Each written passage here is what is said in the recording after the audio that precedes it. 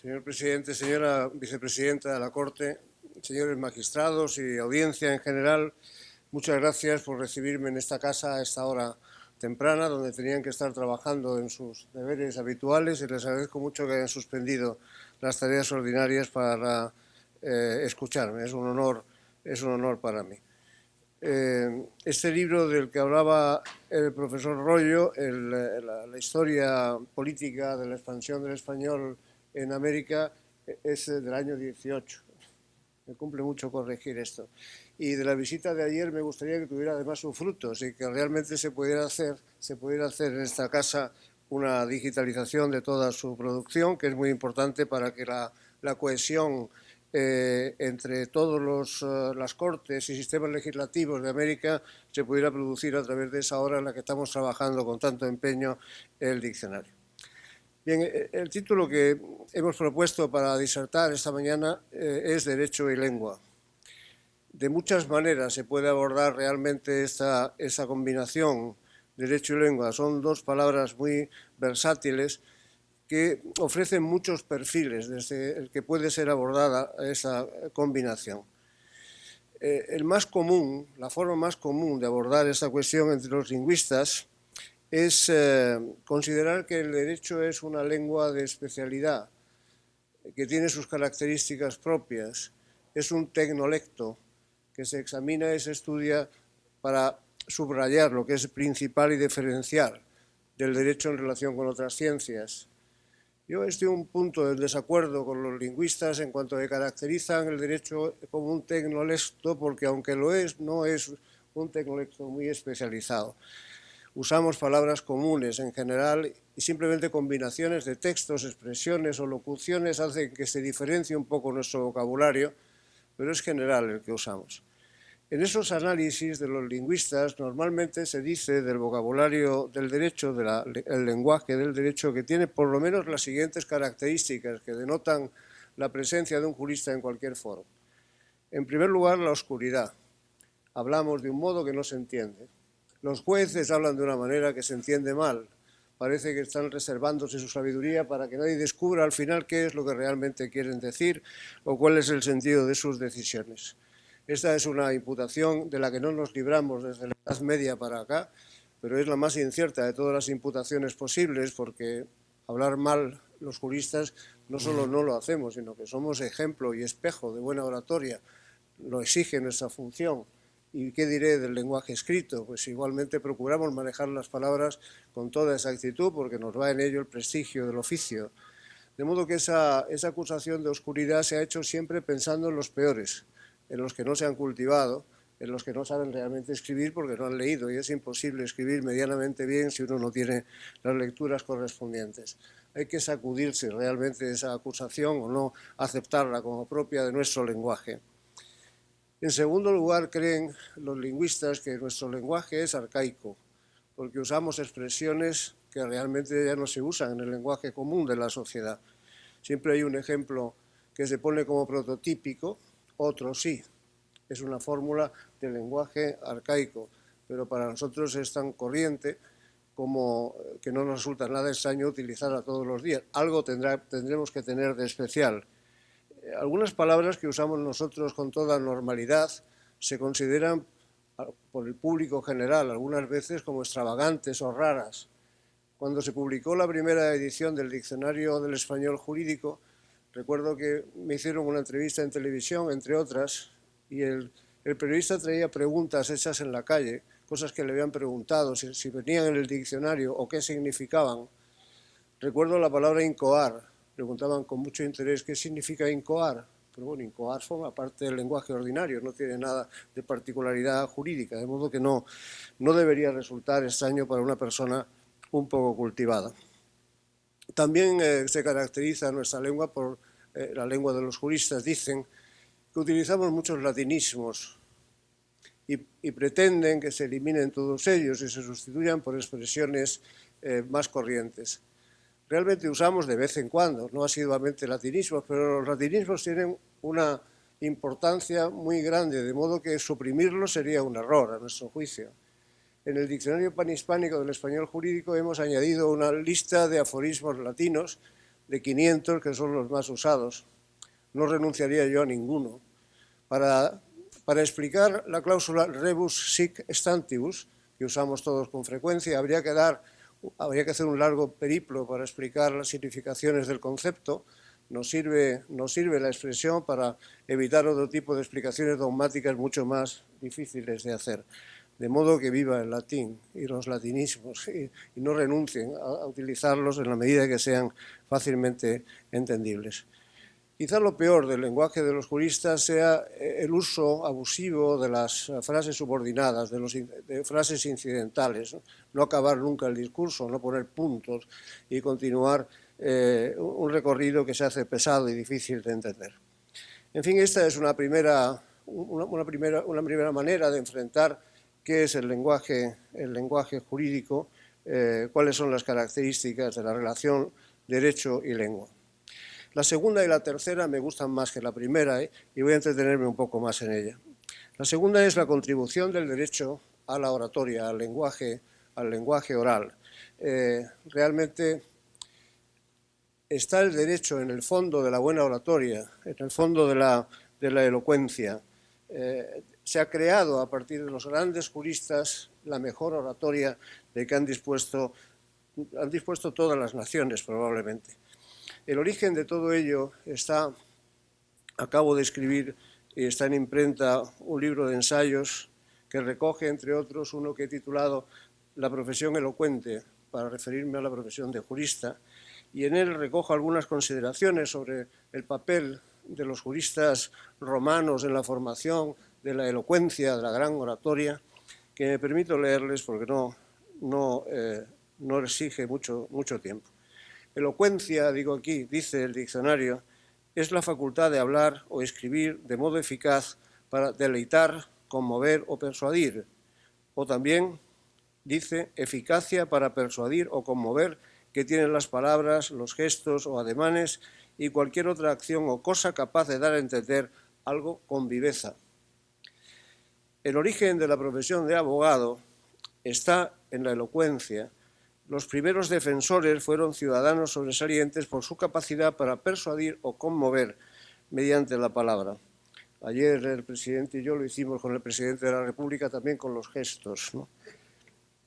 En el derecho romano antiguo, el primer atisbo de abogacía se presenta en la figura del patronus causae, que actuaba en los juicios por mera benevolencia y sin remuneración por sus servicios. Eran individuos cuya intervención se solicitaba por razones de su prestigio e influencia. Esta capacidad para la persuasión, referida al principio a la trayectoria personal del patronus, fue cediendo sitio poco a poco a individuos que dominaban la retórica. Los patronos son sustituidos por los oradores forenses, que protagonizan la actividad de los foros por su elocuencia desde el final de la República hasta primeros años del Principado. Ruggiero explicó solventemente este cambio que protagonizaron personajes como Cicerón, Quintiliano, Tácito, los dos Plinios, Valerio Máximo o Séneca padre. Cicerón fue, sin duda, el más grande, no solo por el dominio de la oratoria y su aplicación a causas celebérrimas, sino porque escribió obras sobre la figura del orador romano y las manifestaciones de su arte cuya influencia se han mantenido durante siglos. El orador, diálogos del orador bruto, los ilustres oradores, de la invención retórica, tópicos, particiones oratorias, del mejor género de los oradores, o la retórica de Herenio, que se le ha atribuido a Cicerón durante muchos años, pero que ahora la mayoría cree que no fue su autor. Y desde luego acompañó las demás obras de los estudios de retórica. Abrieron también el camino a las aportaciones muy destacadas de sus discípulos, como las instituciones oratorias de Quintiliano o el diálogo sobre los oradores de Tácito. Al principio fue, por tanto, la palabra, y no hubo distinción entre el abogado y el orador, el personaje elocuente. A este arte imprescindible y suficiente se fueron añadiendo poco a poco, a medida que el derecho aplicable se iba haciendo más complejo, la utilización de conocimientos especializados de los que los oradores no necesitaban disponer personalmente y que podían obtener recabando la ayuda de un juris peritus.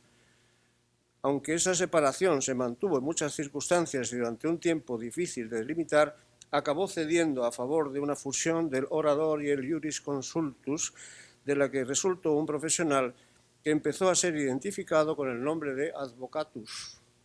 En el edicto perpetuo, redactado por el jurista Salvio Juliano, quedaron expuestas las salvedades para ejercer de abogado que pasarían siglos después a las primeras regulaciones castellanas de la abogacía. La medievalización del derecho que sigue al hundimiento político del imperio inutilizó también la poderosa figura del abogado que había terminado de perfilarse en la época del Principado. El gran sistema jurídico romano es sustituido por costumbres locales cuya aplicación e interpelación no requieren el concurso de profesionales. Las costumbres son normas creadas por la comunidad local cuyo sentido comprenden sus miembros sin necesidad de expertos. Pero en los fueros locales se mencionan las intervenciones de hombres buenos que actúan en los juicios en nombre de vecinos ignorantes o incapacitados. Se los denomina voceros porque, según puede leerse en las fuentes, llevan la voz de otro en un pleito o en cualquier negocio jurídico. La figura del vocero será acogida en el título 6 de la partida 3, titulada ya de los abogados. Vocero es, según la partida, home que razona el pleito de otro en juicio o el suyo mismo, en demandando o en respondiendo. Y así nome porque con voces e con palabras usa su oficio. Con palabras, de nuevo, las partidas que siguen en esto la regulación de la abogacía, los criterios romanos, los compilados en el digesto y los que se utilizarían sucesivamente siempre, con crisis, se utilizarían siempre en esta profesión. De modo que derecho y lengua, la oratoria, la elocuencia, como una característica esencial del ejercicio de los profesionales, los profesionales aplicativos del derecho. El tercer bloque de referencias que me suscita el concepto de derecho y lengua tiene que ver con la contribución del derecho al léxico lingüístico, al léxico de la lengua española en general y a sus compilaciones. Decía ayer algunos de sus compañeros que probablemente no se han planteado nunca cómo se hizo el primer diccionario, en qué fuentes se buscó para seleccionar palabras que incorporar luego a un diccionario cuando se hizo el primero de ellos, que fue, descontando un viejo diccionario de Covarrubias, una obra personal, meritoria, pero insuficiente. El primer diccionario fue el diccionario llamado de autoridades que hizo la Real Academia Española entre 1726 y 1739. 6 volúmenes, hechos en un tiempo récord con una erudición extraordinaria. ¿Cómo se eligieron y de dónde sacaron aquellos prohombres, los fundadores de la Real Academia Española, los creadores de ese diccionario, las palabras para incorporarlas a la obra? Pues en una planta, llaman los lingüistas planta al lugar donde se establece el método. Es una expresión parecida a la que se usa en arquitectura para la planta de un edificio, el lugar, la manera de posicionarse y hacer crecer ese edificio. En la planta del Diccionario de Autoridades de 1713 se dice que los académicos se repartirán los autores clásicos de la lengua española para que cada uno la disfrute. Extraiga de cada obra de la literatura española existente hasta entonces los frutos, disfrutarla en ese sentido de extraer los frutos.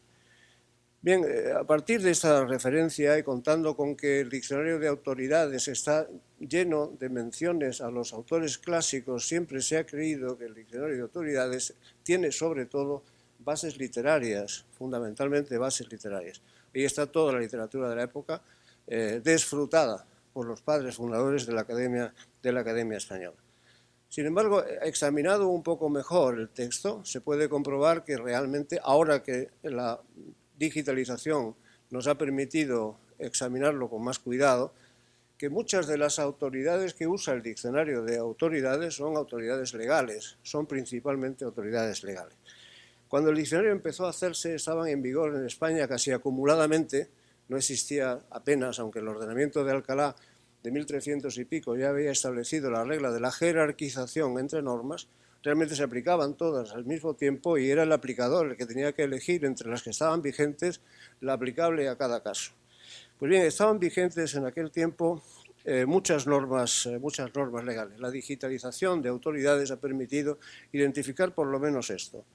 Las cartas pueblas, que eran los estatutos que se daban por la monarquía a cada ciudad, expresando cuál era el régimen por el que al que tenían que atenerse, algo parecido a los fueros locales, fueros, la norma propia de cada una de las poblaciones a las que se iba extendiendo el dominio de la monarquía castellana.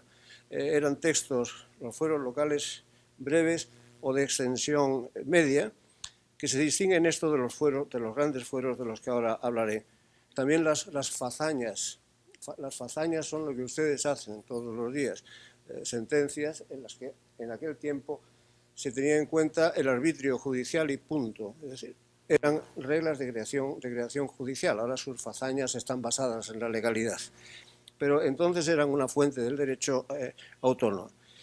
El fuero juzgo, que es un texto de procedencia visigótica del siglo VII, que luego se va transformando y se utiliza por la monarquía como un texto de referencia para ir ocupando con derecho regio y general lugares que antes estaban empeñados solamente por las normas locales. El fuero real de Alfonso X, que es un texto que hace el rey Alfonso X, el sabio, para cubrir todos los espacios que no había cubierto el fuero juzgo. Es derecho de la monarquía, pero para municipios donde no se aplicaba el fuero juzgo. Fernando III, el Santo, empezó a elaborar ese texto hacia 1225 y ya la terminación es en tiempos de Alfonso X. Las leyes de partidas, las partidas terminadas de redactar hacia 1300, empezaron en 1256. La primera impresión de las leyes de partidas, como saben los juristas aficionados a la historia, es la de Alfonso X de Montano, que es de 1451, y luego la de Gregorio López, que es de 1555. El ordenamiento de Montalvo, que es un texto que se hace en tiempos de los reyes católicos. La reina católica, que era muy espabilada, pidió a sus juristas que había que hacer una compilación de todas las normas de su tiempo, y la primera versión fue el ordenamiento de Montalvo, que es un texto de 1460 y tantos, 1488 exactamente. Después, una compilación como la que había pedido la reina no llega nunca a hacerse en España. Intervienen muchos juristas. Después de la muerte de la reina y del rey Fernando el Católico, interviene Carlos V y no se llega a hacer una nueva compilación hasta la que se llama nueva recopilación en tiempos de Felipe II. Otras compilaciones relevantes son las recopilaciones de textos de las provincias vascas, el fuero de Vizcaya, el fuero de Guipúzcoa, que son también textos de alrededor del 500. Y después, entre las que aquí hay que citar necesariamente, la recopilación de las leyes de Indias de 1680.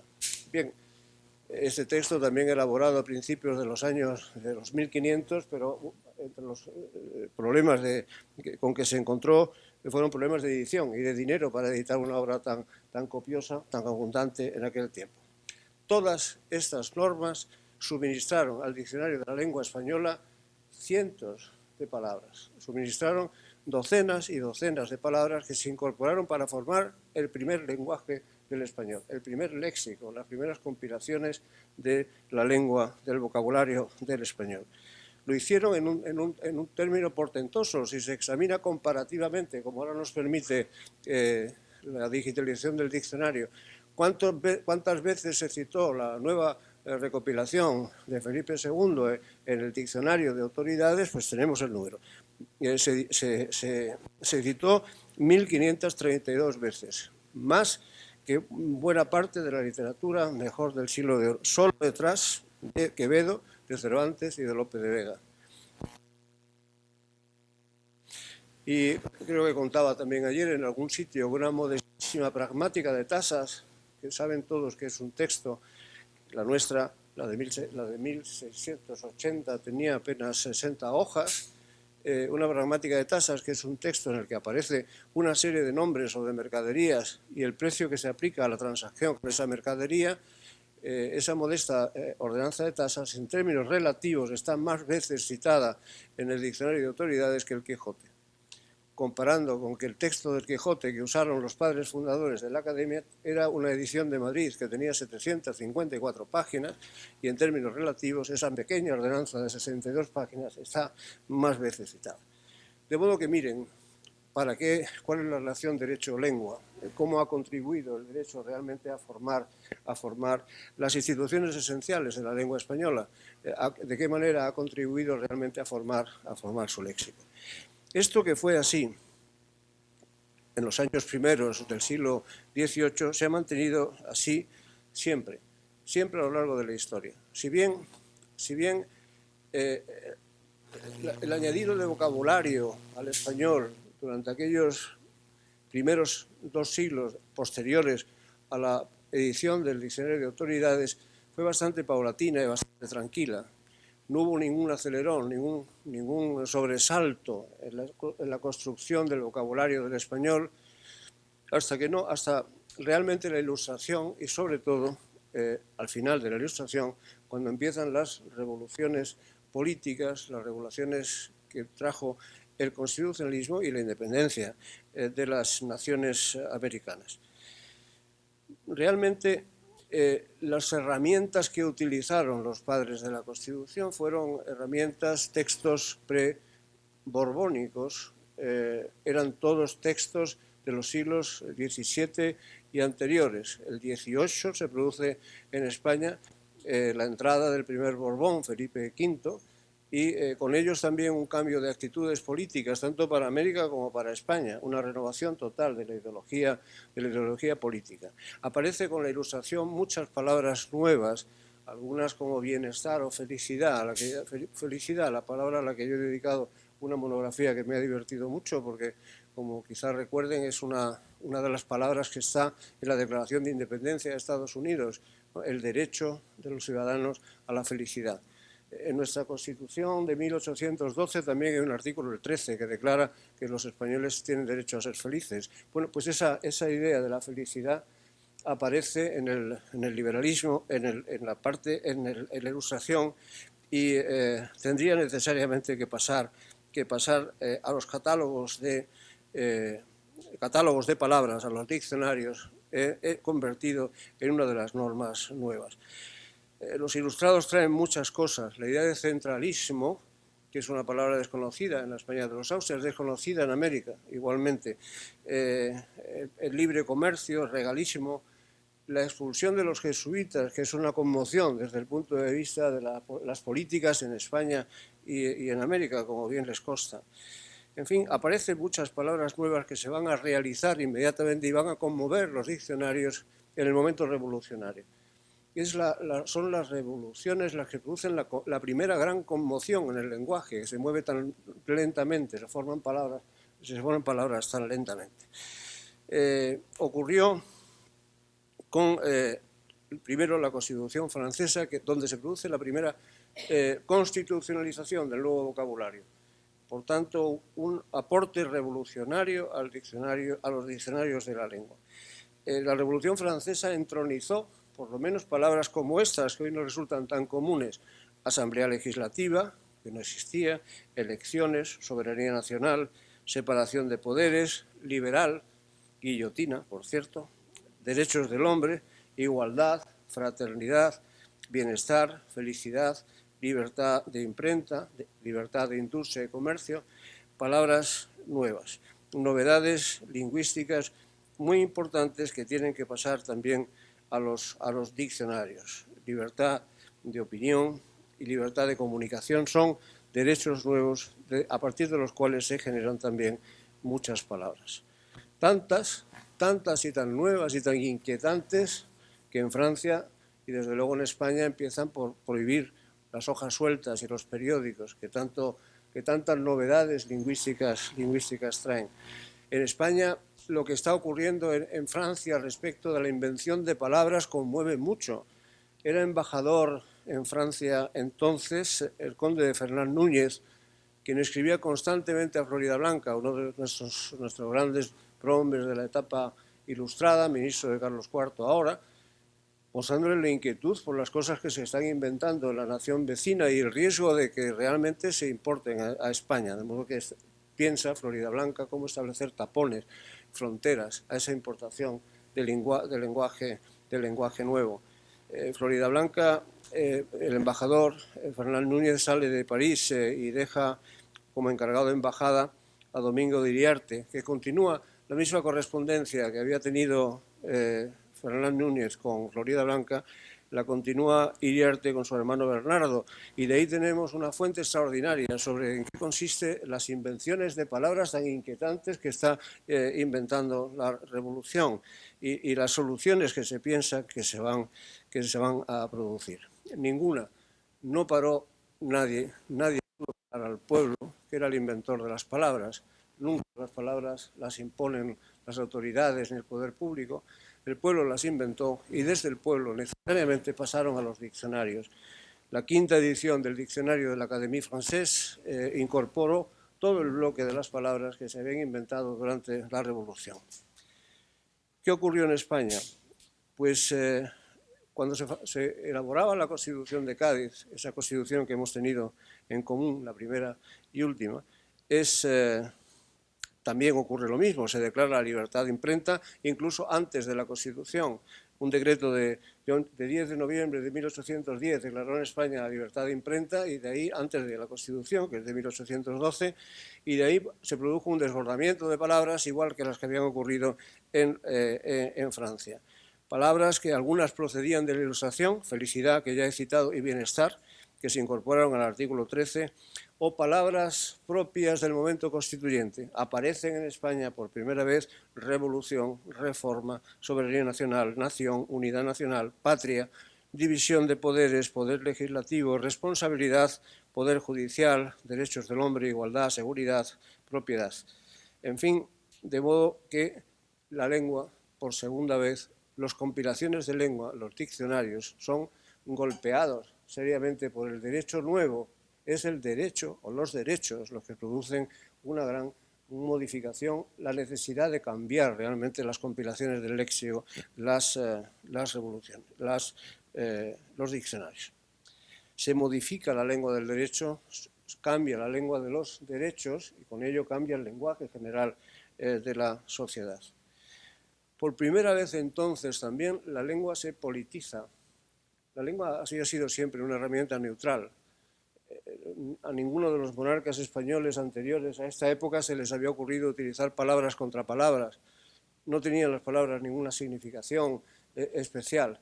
Sin embargo, ahora sí las palabras empiezan a tener relevancia política. Algunos para criticar palabras nuevas que no tienen ningún significado. Un periódico de 1813, el redactor, dice, por ejemplo, que llamar el Consejo de Castilla, llamarlo Tribunal Supremo, es solamente una revolución de palabras, no una revolución sustancial de contenidos. Pero las palabras nuevas ocupan todo el espacio. Es tan importante la politización que empiezan a aparecer en España diccionarios llamados burlescos, que como su nombre indica, manejan las palabras nuevas para reírse de los contrarios, y diccionarios burlescos contrarios a otros diccionarios burlescos, justamente para afear la conducta de quienes asumen o de quienes no asumen el nuevo vocabulario. Quizá el más expresivo de todos estos diccionarios burlescos sea uno de Tulane, que fue un jesuita expulso de los que fueron a Italia y escribió en Venecia un texto que se llama Nuevo vocabulario filosófico, democrático, indispensable para todos los que deseen conocer la nueva lengua revolucionaria, escrito en italiano y traducido en español. Allí pueden leer palabras con sus definiciones nuevas, como adepto, contrato social, constitución, despotismo, democracia, fanatismo, filósofos, filantropía, humanidad, jacobismo, jansenismo, liberales, patriótico, público, pueblo, tolerancia, ilustración, igualdad. María Jesús Seoane y María Teresa García Godoy son dos importantes filólogas españolas que han hecho análisis sobre estos conceptos. ¿Qué hizo el diccionario? El diccionario de la lengua no respondió inmediatamente a nada de esto. La Academia ha sido siempre muy prudente y ha procurado que realmente las palabras se consoliden antes de asumirlas, de modo que no hubo una edición de aquellos años en la que ya estuviera todo el cuerpo nuevo de léxico constituido. Bien al contrario, tan perezosa se mostró la Academia con la incorporación inmediata de tantas novedades revolucionarias, que por cierto se repiten en otros lugares, que se escribió otro diccionario, un diccionario crítico, de don Ramón Joaquín Domínguez, publicado en 1847, llamado Diccionario Nacional, en la que echa de menos a la Academia que incorpore todas estas novedades, e incluso llega a decir, en casa del herrero cuchillo de palo, porque por ustedes no poner las cosas que deben, no han incorporado al diccionario la palabra funcionario, que es lo que son ustedes, a partir de la propia revolución. Bueno, así las cosas, lo mismo ha ocurrido, lo mismo ocurrió, el mismo impulso se derivó de las revoluciones de los movimientos independentistas americanos, en la línea todos ellos de lo que acabo de contar. Si bien algunos de ellos con el aumentativo derivado de que algunos de los padres de las independencias, muy especialmente los del cono sur americano, pues insistieron en una renovación léxica tan importante que incluso les podría haber llevado, según las pretensiones de algunos, a construir lenguas especiales a partir del castellano, que operaría parecido a como el latín actuó en relación con las lenguas romances. No llegó la cosa más, felizmente, y ahora hablamos la misma lengua, que es como se llama el libro que ha tenido la amabilidad de citar el doctor Royo. Bien, no les canso más, creo que ya está cumplida la visión general de hacer una relación entre derecho y lengua, pero ahora estamos en otro momento revolucionario. No voy a desarrollarlo por completo, pero estamos en otro momento revolucionario que está golpeando fuertemente las compilaciones de léxico, el léxico del español, como el léxico de todas las lenguas, pero el léxico del español quizá muy especialmente. Hemos tenido 200 años de estabilidad, 200 años de estabilidad y 3 décadas realmente de locura, lo que significa la incorporación de palabras nuevas, los cambios del lenguaje. Hay muchos puntos o fuentes donde se puede situar realmente el impulso de estos cambios. Yo citaré solamente 3. La primera son los cambios que se han producido en el derecho público general. Un derecho público que en todas nuestras naciones era un derecho de base estatal, se ha supranacionalizado. El efecto en algunos de sus países quizás sea menor. En España y en los países europeos es enorme ese efecto porque hemos pasado de leyes que regían simplemente en nuestro espacio a leyes que rigen en el espacio europeo y que son superiores a las nuestras porque se aplican con preferencia. La supranacionalidad del derecho, tanto a escala región europea como por la penetración de normas que son normas internacionales de aplicación preferente, supone un cambio de lenguajes que no, bueno, de un volumen y de una intensidad realmente imponente. La globalización ha traído también conceptos que en algunos de nuestros países no existían, muy especialmente en España. En España hasta hace poco regular era una parte de la función normativa del legislador, principalmente y si acaso en desarrollo de la legislación del gobierno. Reglamentos, regulación es un concepto que hoy abarca la totalidad del derecho público porque regular es el conjunto de funciones normativas más administrativas. La función de regular es normativa y es también ejecutiva. Y ha traído consigo un vocabulario de una riqueza extraordinaria que no conocíamos, no solo porque las palabras sean estrictamente nuevas, sino porque han cambiado los conceptos, la definición de palabras que sí conocíamos. En países como España, donde había un régimen político centralista desde los Borbones hasta ahora mismo, se ha cambiado ese modelo de gobierno por otro francamente muy descentralizado, más allá de lo que es común en los sistemas federales. Y ese cambio de esquema de gobierno ha producido igualmente una conmoción en nuestro vocabulario, como se produce siempre que las estructuras de un Estado se modifican de un modo tan sustancial. Hay torrentes de palabras nuevas producidas por estos momentos también de revolución lingüística. ¿Qué voy a decirles a ustedes de la revolución digital?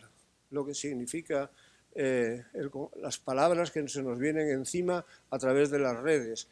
No solo palabras nuevas, sino la modificación de las viejas palabras, achuchadas, comprimidas, convertidas en simples iniciales, la puntuación alterada, todo lo que sabíamos de gramática sustituido por un lugar donde se utiliza profusamente y con diversión la antigramática, que realmente es lo que se pretende, crear otro lenguaje. A las academias no nos preocupa demasiado esto, porque creemos que están hablando de otra cosa y usan unas herramientas de comunicación que ni siquiera son herramientas propiamente escritas. Son retos jurídicos los que producen esas palabras, retos de comunicación, pero retos jurídicos igualmente. Y en fin, para terminar, por un lugar que supongo que será más del agrado de algunas de las ilustres señoras que me escuchan, ¿qué vamos a decir de la revolución femenina, de la revolución del lenguaje sexual, el sexismo lingüístico? Nos invade invocando el derecho a la igualdad, de nuevo los derechos, apretando sobre el lenguaje, invocando el derecho sobre la igualdad, una exigencia de que cambiemos la manera de hablar porque no visibiliza suficientemente a las mujeres. En España, como quizá hayan podido leer o escuchar, la Academia ha sido requerida recientemente por la señora vicepresidenta del Gobierno para que se cambie el lenguaje de la Constitución, se modifique la Constitución en lo preciso para que la masculinización excesiva de la Constitución se alivie. Y hemos hecho un informe diciendo que la Constitución está muy bien escrita y que no nos parece necesario esos cambios, pero estamos metidos realmente, estamos en la boca de un volcán, diciendo todos los días que nos consta que realmente la igualdad de hombres y mujeres requiere mucho trabajo político, requiere la acción de todos y el convencimiento de todos, pero que la lengua, pobrecita nuestra, no tiene ninguna culpa de que esto sea así. Tratamos de evitar que conceptos que son muy masculinos se utilicen de un modo neutral o de un modo que no sea necesariamente ofensivo para las mujeres. Y haremos lo que se pueda para procurar desde nuestros medios que la igualdad sea real y efectiva, pero déjennos en paz el viejo y buen castellano. Muchas gracias.